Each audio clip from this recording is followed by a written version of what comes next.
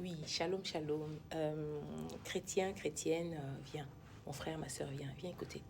Le psaume 11, le verset 3, la Bible dit euh, lorsque le fondement vacille, que peut bien faire l'homme droit?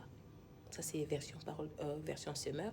Dans version Louis II, on dit lorsque le fondement sont renversés, que fait-il hein, l'homme droit, l'homme juste, toi chrétien, qu'est-ce que tu fais? Je vais dire une chose aujourd'hui, c'est déplorable comment nous on se comporte. Aujourd'hui là, les fondements sont renversés. Aujourd'hui là, les fondements sont en train de vaciller. C'est quoi le fondement? Le fondement, c'est quand nous sommes chrétiens, c'est la base. C'est un chrétien, c'est la personne qui a reçu Christ dans sa vie, qui a confessé de sa bouche, qui n'a pas seulement dit que moi je sers Dieu, non, a d'abord accepté, a confessé et passé au baptême de l'eau et a aussi reçu le baptême du feu de l'Esprit de Dieu.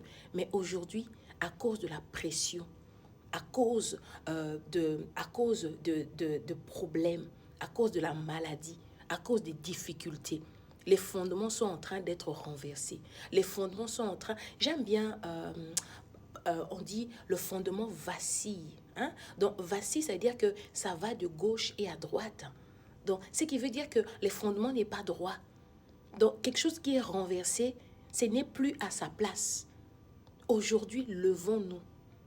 Toi qui m'écoutes, levons-nous parce que les fondements ont été renversés. Levons-nous parce que les fondements sont en train de faire gauche-droite. Dans 1 roi 18, 1 roi 18, 1 roi 18, je crois, le verset 20 ou bien 22. La Bible dit, c'est Élie qui dit, mais le peuple d'Israël, jusqu'au quand vous allez toujours danser sur un pied dans l'autre. Donc, ce qui veut dire que le peuple n'était pas vraiment droit. Donc, il dit que je suis le seul qui est resté prophète de l'Éternel devant 450 prophètes de Baal et 450 prophètes de la déesse. Ce qui veut dire que, ce qui m'a choqué dans cette histoire hier soir en le méditant, c'est-à-dire que Élisée s'est retrouvé seul face à 90 prophètes. 900, pardon. Élisée, le seul prophète des dieux, seul contre 900 prophètes. Et cet homme n'a pas vacillé.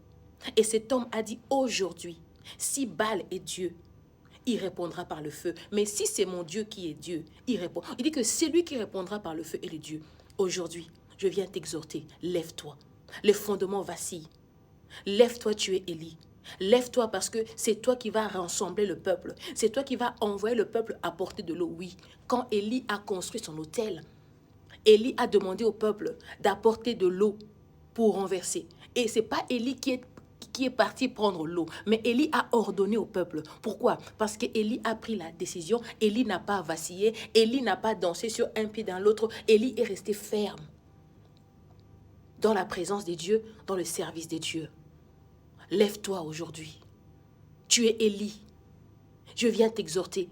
Le monde est en train de vaciller. C'est-à-dire que nos fondements, nos valeurs chrétiennes sont en train d'être renversés. Si toi, tu crois que oui, ça me concerne pas. Mon frère, ma soeur, tu as des enfants. Et tes enfants payeront. C'est le moment maintenant de se lever. Tu es Moïse. Tu es Moïse. Tu es Élie. Donc, c'est-à-dire que sur toi, le Seigneur a déposé un besoin, donc a déposé une charge pour que tu te lèves. Tu es plus que ça.